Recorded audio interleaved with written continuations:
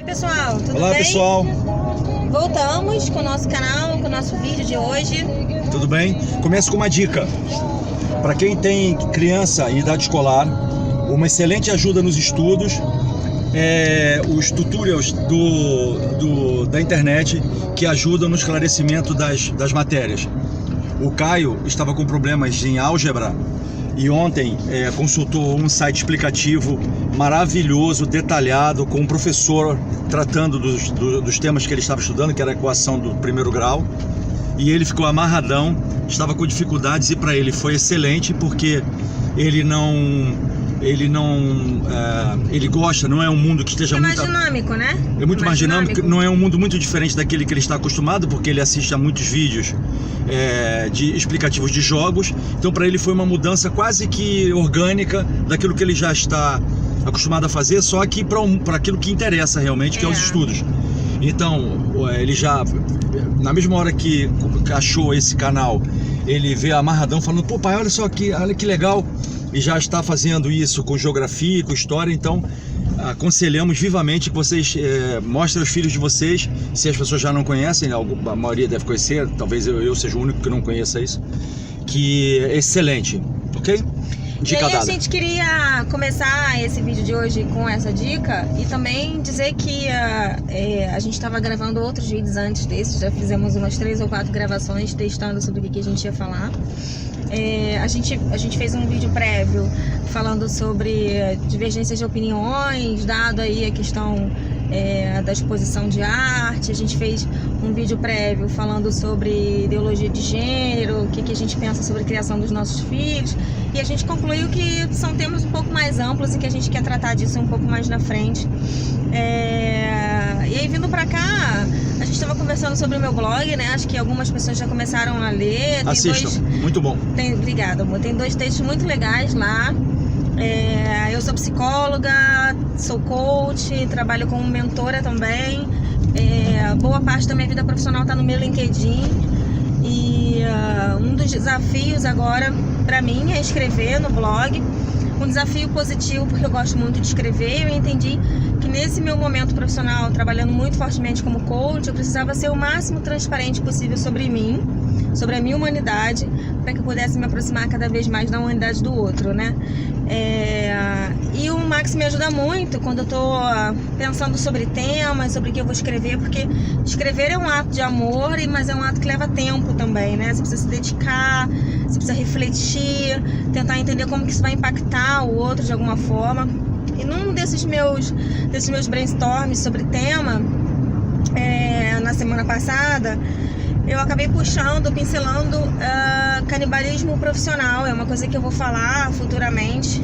E o Max me deu um insight muito bacana. Assim, a gente estava discutindo sobre, dentro de canibalismo profissional, o que leva algumas pessoas a enfatizarem a infelicidade do outro e a se alimentarem, talvez de alguma forma, da infelicidade do outro, seja a infelicidade profissional, seja a infelicidade pessoal, seja a infelicidade como pai, como mãe.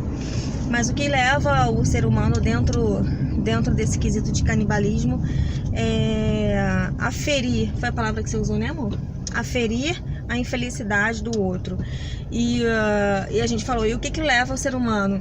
Um ser humano que sobrevive de aferir a infelicidade do outro, e um ser humano que sobrevive de checar a competência do outro, né? De colocar em xeque a competência do outro o tempo todo.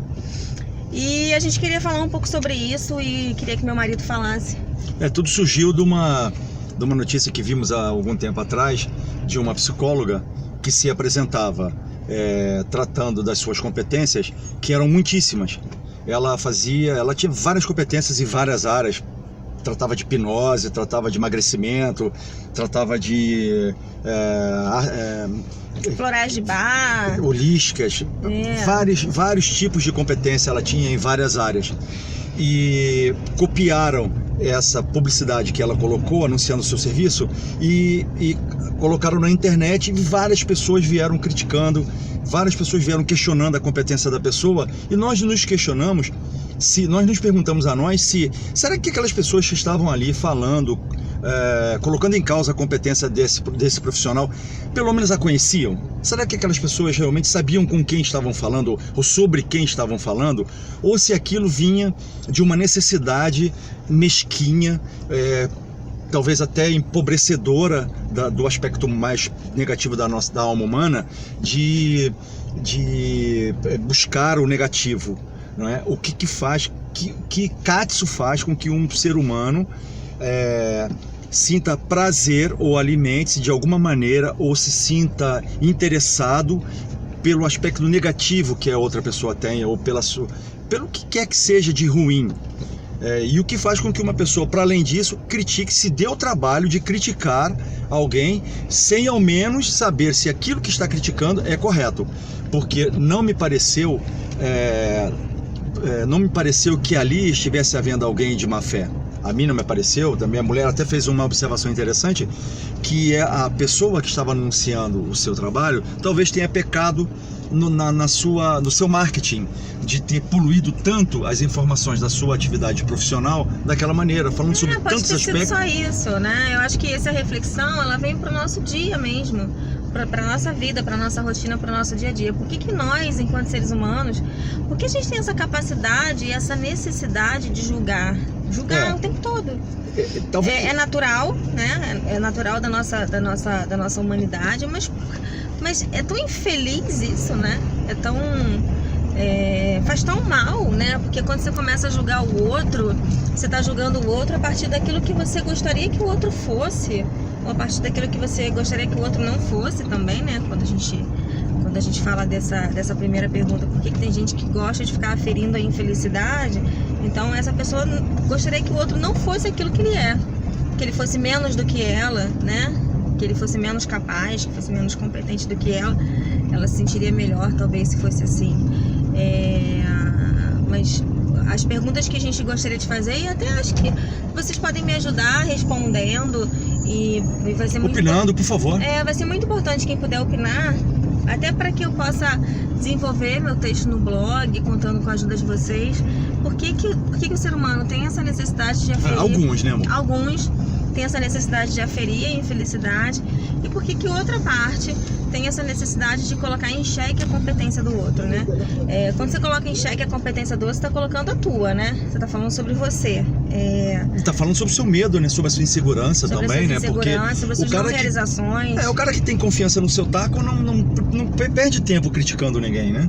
Então é muito uma contradição a crítica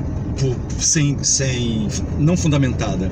Não estamos falando aqui de que não possa haver uma crítica. Deve haver crítica sempre em relação a tudo. A pessoa tem que saber criticar, mas é a facilidade com que você vê crítica aparecendo de todos os lados, sei lá. Mas é nocivo, porque no nosso caso, por exemplo, o que nós queremos em relação às pessoas que nós conhecemos é que elas sejam felizes. E as conquistas dessas pessoas, das mesmas pessoas que nós conhecemos, dos nossos amigos, às vezes até pessoas que nós não conhecemos, para nós é um motivo de muito prazer e de muito orgulho quando a gente ouve alguém dizendo: pô, nós conquistamos isso, no finalmente nós vamos ter o nosso filho. Não nos causa em nós nenhum tipo de abalo, nenhum tipo de nada negativo. Pelo contrário, e deverá ser sempre assim. A positividade e a construção, ela virá sempre da junção das coisas, nunca da desagregação, não é? Por mais que a dor do outro, em certa medida, ela seja um alívio para tua dor, para nossa dor, parece ruim, né, que eu tô falando, assim. É péssimo isso, nossa. É uma coisa ruim, mas é verdade. Muito ruim. Mas é verdade. A gente está falando de uma coisa que acontece. Por mais que a infelicidade do outro seja um alívio à sua própria infelicidade, não caia nessa armadilha. Não caia mesmo. Porque senão isso também vira um vício, né? Você também acaba utilizando essas bengalas como alguma outra justificativa. O meu segundo texto do blog, eu falo sobre vítimas e protagonistas. Essa análise de que a infelicidade do outro é um alívio à minha própria infelicidade. Então, se eu vejo que alguém está pior do que eu na verdade me sinto com algum conforto com relação a isso, é algo bem maléfico. E é uma armadilha que você, se cair, acabou. É bem maléfico, sabe? A gente está falando de coisas que a gente leu, a gente está falando de experiências que as pessoas com quem a gente convive tiveram, e a gente está falando também da nossa própria experiência com algumas pessoas. Então, a gente queria trazer isso para reflexão, contar com a ajuda de vocês. Quem puder opinar, será muito bem-vindo, será incrível e super produtivo para o nosso canal, para o meu blog também.